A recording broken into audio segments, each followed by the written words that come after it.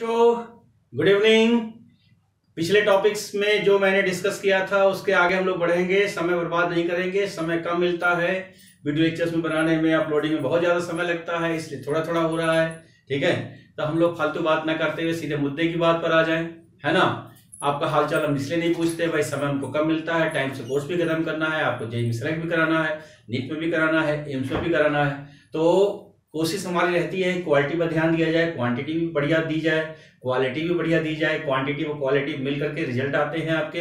ठीक है, तो एक अच्छा परफेक्ट मैटर देने के लिए थोड़ा सा मैं आप लोगों से बात भी नहीं करता हूं, क्योंकि सीधे मुद्दे पर आ जाए ज्यादा अच्छा रहेगा, है ना। चलो, फिर स्कूल खुलेगा तो हम लोग खूब सारी बातें करेंगे, लेकिन अभी पढ़ाई की बात करते हैं, ठीक है ना। तो यहां पर जो है कुछ ऑक्सी एसिड्स है, ऑक्सो एसिड, कुछ सल्फ्यूरिक एसिड, कुछ थायो एसिड। तो यहां पर ये जो कुछ कंपाउंड है उनके नेम और उसके फॉर्मूले मैंने लिखे हुए हैं। सभी कंपाउंड्स में किसी भी मॉलिक्यूल्स में वो सीधे क्वेश्चन पूछता है, जैसे कि मैंने लिखा है यहां पर कि एसएस बॉन्ड होगा या नहीं होगा, इस तरीके से आपसे क्वेश्चन पूछता है। इसके बाद थोड़ी सी एनालिसिस भी कराता है। ठीक, तो मैं 1 मिनट के लिए हट रहा हूं, पहले बोर्ड से नोट कर लीजिए जैसे कि अभी तक करते आए हैं, उसके बाद मैं शुरू करता हूं।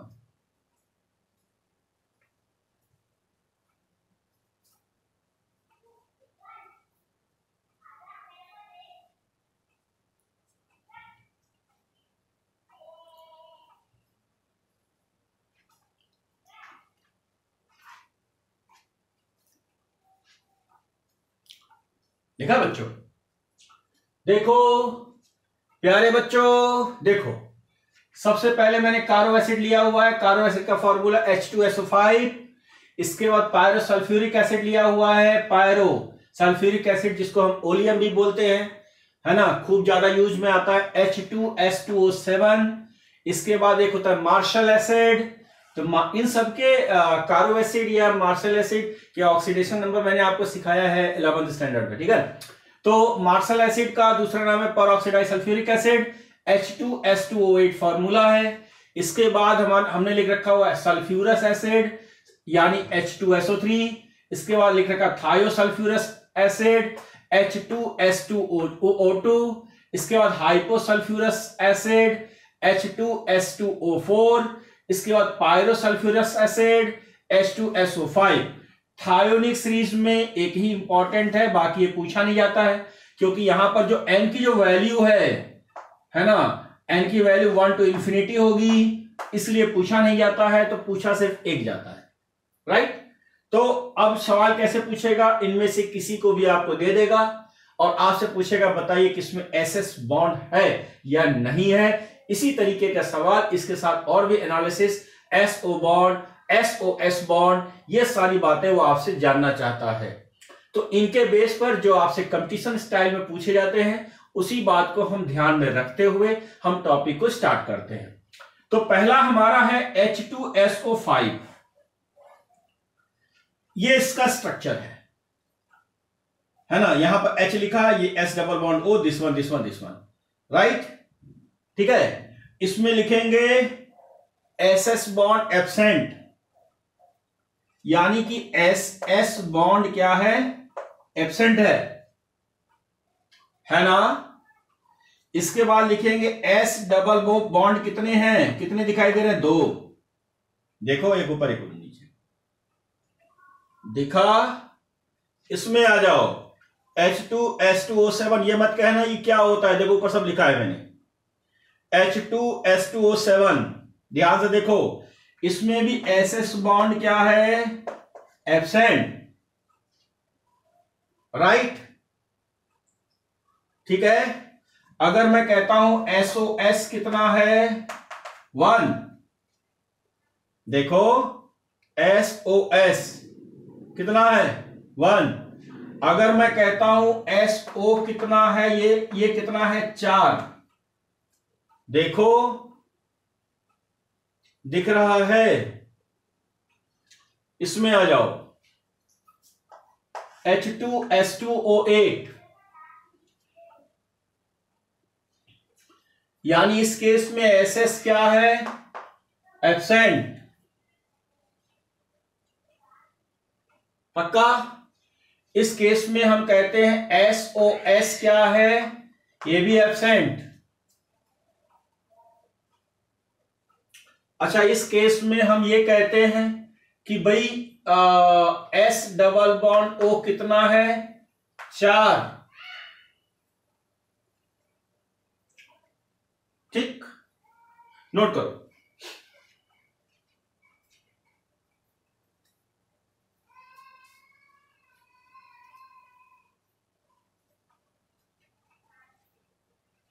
इसमें देखो बच्चों,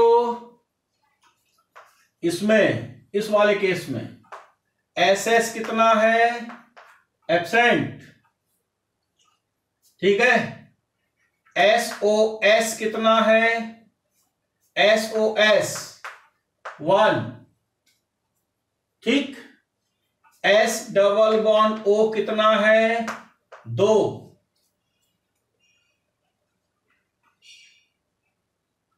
ठीक, इसमें आ जाओ, इस वाले में देखो, SS बॉन्ड क्या है, प्रेजेंट। ऊपर देखो, राइट। ये मतलब नहीं है single bond double bond, SS bond होना चाहिए। अब अगर मैं पूछता हूं SOS एब्सेंट, राइट। अगर मैं कहता हूं S डबल बॉन्ड O, ये भी एब्सेंट। नोट करो।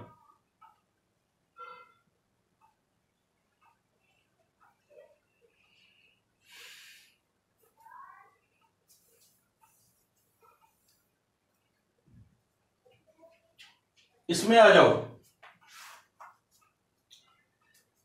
SS बॉन्ड प्रेजेंट है ना, SOS absent. S double bond O bond कितना, सॉरी 2 दिखा बच्चों। इसमें आ जाओ, SS प्रेजेंट, SOS एब्सेंट। लिखा, S डबल बॉन्ड O ये कितना है, 3।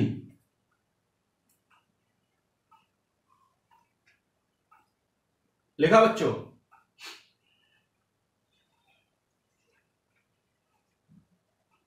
लिखा। इसमें देखो,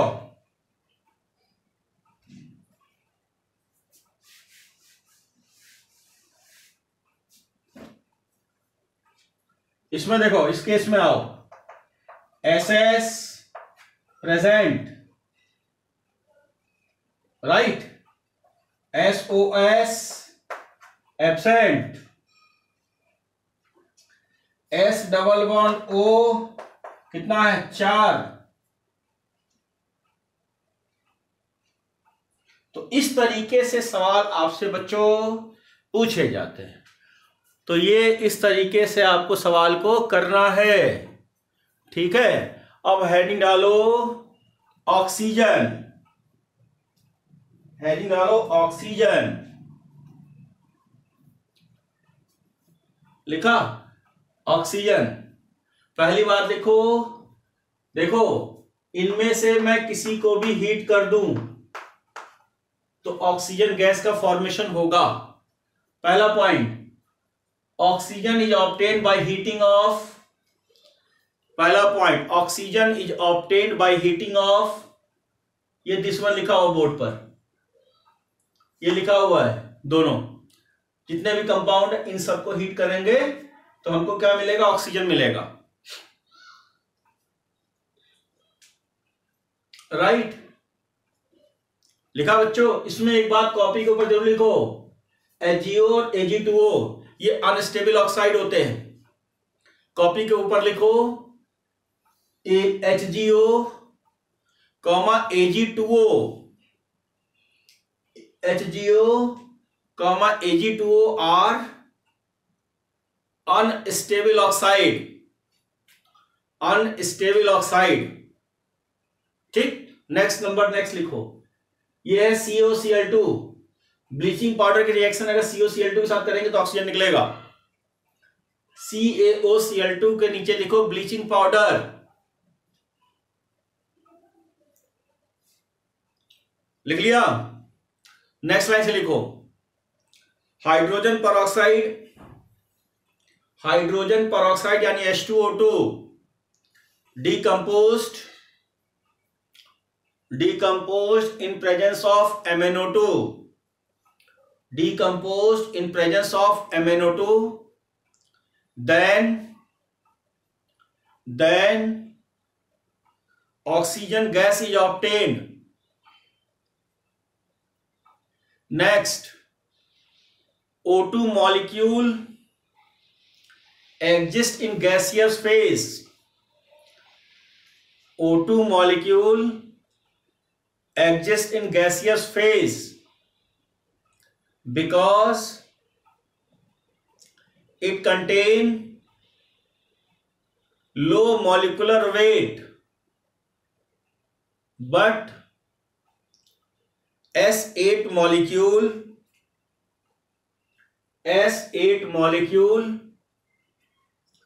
exists in solid state because it contains high molecular weight. Next, a large difference between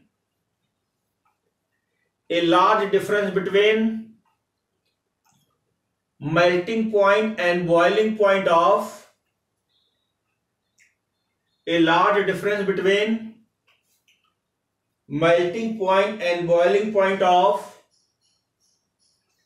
O2 molecule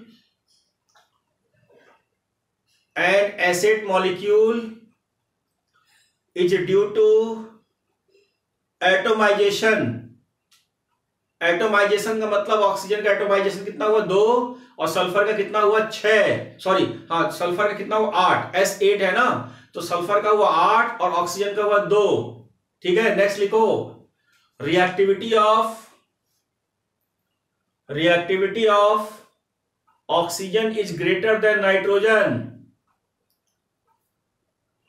reactivity of oxygen is greater then nitrogen because of electronegativity. Next, O2 and S2 sulphur का S2 molecule both are paramagnetic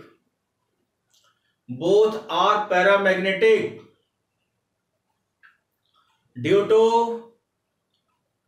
या ऐसे लिखो on the basis of paramagnetic, on the basis of molecular orbital theory MOT। Next लिखो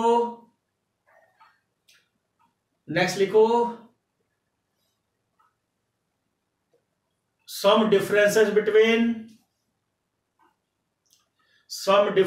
between O2 and O3। ABCD करके शुरू करो। A लिखो O2 molecule is linear but O3 molecule is angular। Next लिखो O2 molecule is paramagnetic but O3 molecule is diamagnetic। Next लिखो bond length of O3 is greater than O2। Next reactivity of O3 is greater than O2। क्यों?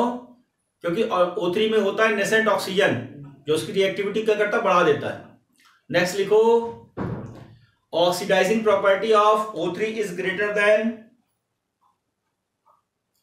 Oxidising property of O3 is greater than O2, क्यों? Due to nascent oxygen in O3, due to nascent oxygen in O3। अगर O3 टूटेगा तो O2 plus O में टूटेगा और O जो होगा नेसेंट ऑक्सीजन होगा। नेक्स्ट लिखो बच्चों, thermodynamic stability, thermodynamic stability of, है ना, thermodynamic stability of O2 is greater then O3, लिखा। अब नेक्स्ट डालो ओजोन यानी O3। जितनी बातें हम बोल रहे हैं उसी के हिसाब से लिखो। लिखो, in ozone band structure are present and ozone easily dissolve in ammonia gas।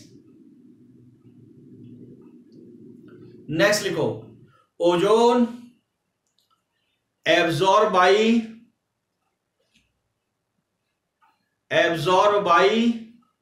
Turpentine oil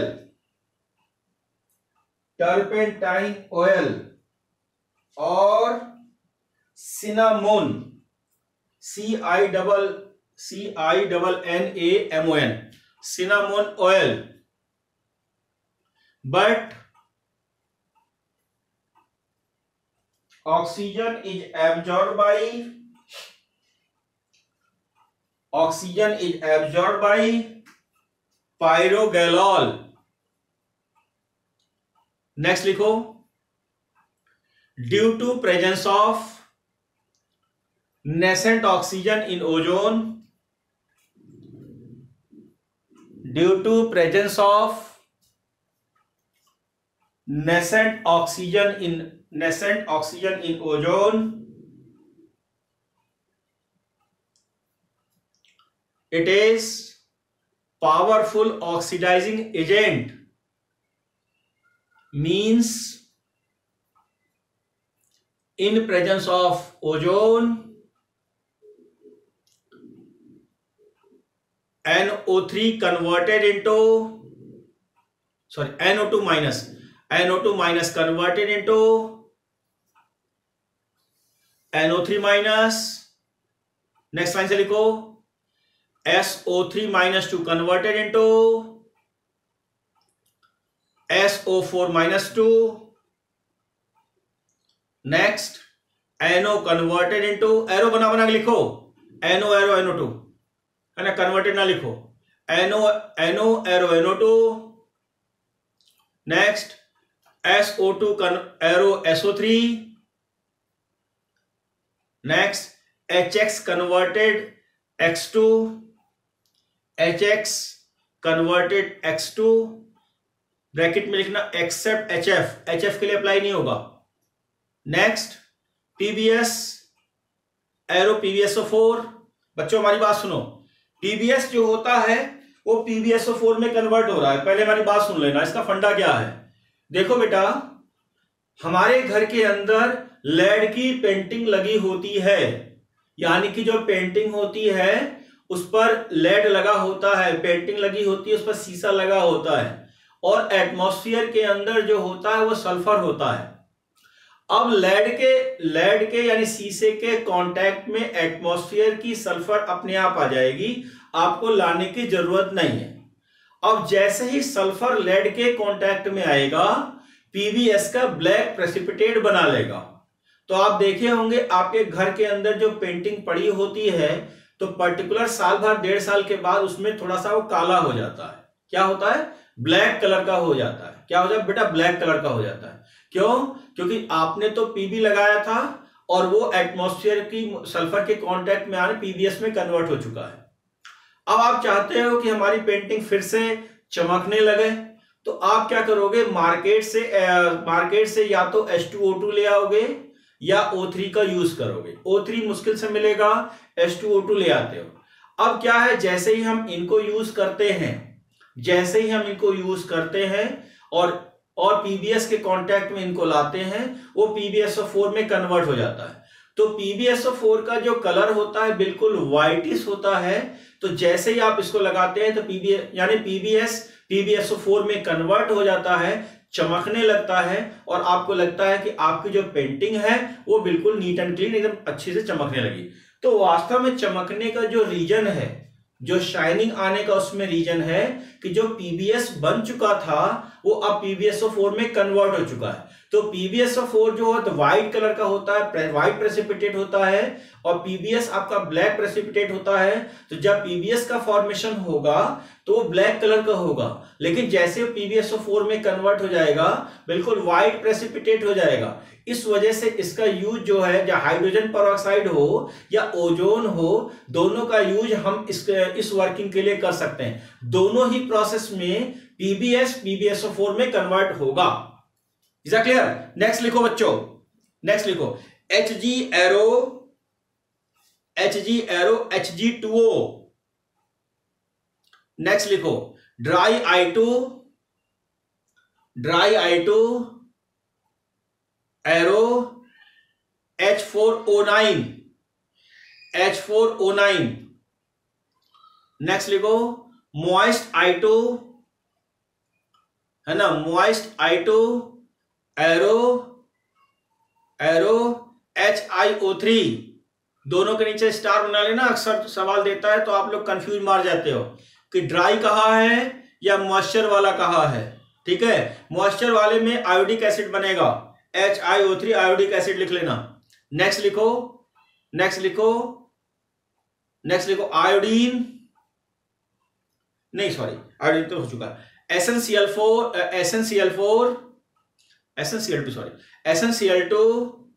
arrow SnCl4। तो ये रिएक्शंस जो आपकी पाई जाती हैं वो ओजोन के अंदर पाई जाती हैं। अगर हम नेक्स्ट लाइन से लिखो some important reactions and statement of ozone, some important reaction and statement of ozone. Right, लिखो फर्स्ट पॉइंट ABCD करके शुरू करो। लिखो ओजोन ब्लीचेस, ओजोन पिछले लेक्चर में बताया था ब्लीचिंग के बारे में, वही मैं लिखवा रहा हूं। ओजोन ब्लीचेस कलर्ड मटेरियल, है ना, coloured material into colourless. It is known as dry bleaching, है ना, it is known as dry bleaching. Next point जो लिखवाने जा रहा हूं उसको दूसरे पेन से लिखेंगे। लिखो प्योर मरकरी कंटेन, या प्योर Hg कंटेन, ऐसे लिखना, pure Hg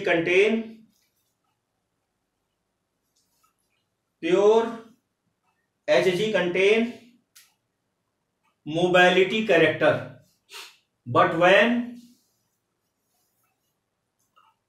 when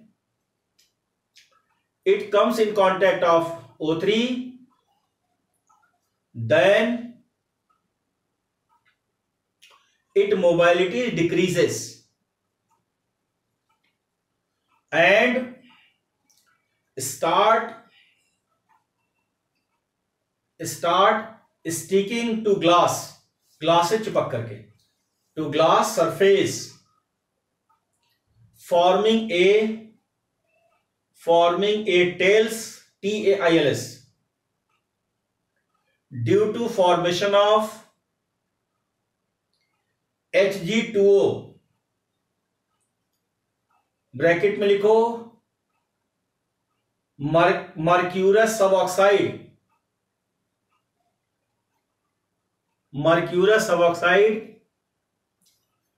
comma, it is also known as tailing of mercury. मतलब समझे, मान लिया जाए, सुनो, मान लिया जाए ये गाय भैंस है, समझ लो, इमेजिन करो, ये उसकी पूंछ निकल रही, पूंछ इस तरीके से होती है ना गाय की, ये पैर है भाई, पैर है, ठीक है। मान लो यार, ड्राइंग बनाने की कोई जरूरत नहीं, ये गाय भैंस की पूंछ है ना, समझ में आ रहा है। अब क्या है कि अगर जो है, अगर हमने किसी कंटेनर में मरकरी ले रखा है, क्या ले रखा है, मरकरी ले रखा है, ठीक है। तो जैसे ही मरकरी O3 के कांटेक्ट में आएगा वो बना लेगा Ag2O, और इसमें जो मोबाइल नेचर होता है, ये लिक्विड नेचर का जो मोबाइल नेचर है वो अपने आप डिक्रीज करेगा इसकी वजह से, राइट। तो जैसे ही इस कंटेनर में डालेंगे तो ये जो होगा, समझना ध्यान से, वो इस तरीके से, ये थोड़ा सा मैं बड़ा सा बना दूं, इस तरीके से नीचे आएगा, बात को समझना। तो इस तरीके से वो नीचे आएगा, ठीक है। तो ऊपर जो होगा इसका सरफेस क्या होगा, चौड़ा होगा, दिख रहा है ना। और ये जो है नीचे की सरफेस में क्या होगा, चिपक के नीचे इससे चिपकता हुआ आएगा। तो ये जो हमको जो दिख रहा है वो टेल जैसा दिख रहा है गाय भैंस की, मतलब ये गाय भैंस मान के चलो, कुछ भी है, ऑक्स मान लो, ऑक्स माने ऑक्सिलेट, अबे ऑक्सिलेट नहीं है गधा, ये बैल है, बैल। तो गाय भैंस का जो है, अगर जो पूंछ जो होता है तो इस तरीके का जो कंपाउंड होता है, पूंछ जैसा स्ट्रक्चर हमको दिखता है, टेस्ट ट्यूब में दिखता है, तो इसे बोलते हैं टेल्स ऑफ मरकरी। क्या बोलते हैं, tails of mercury. Is that clear. तो फोटो अगर बनाना चाहो बना लो, वैसे जरूरत तो नहीं है, मैंने आपको समझा दिया, लिखा दिया, लिखो, लिख लिया। नेक्स्ट लाइन से लिखो, ozone use for purification of water, comma, killing of bacteria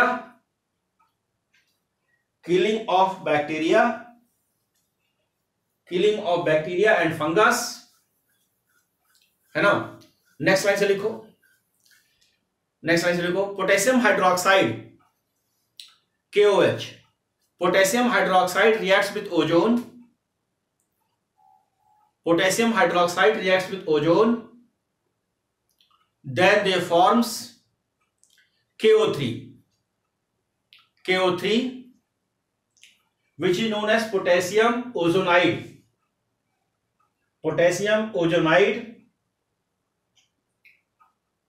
bracket में लिखो orange red colour, and it is paramagnetic in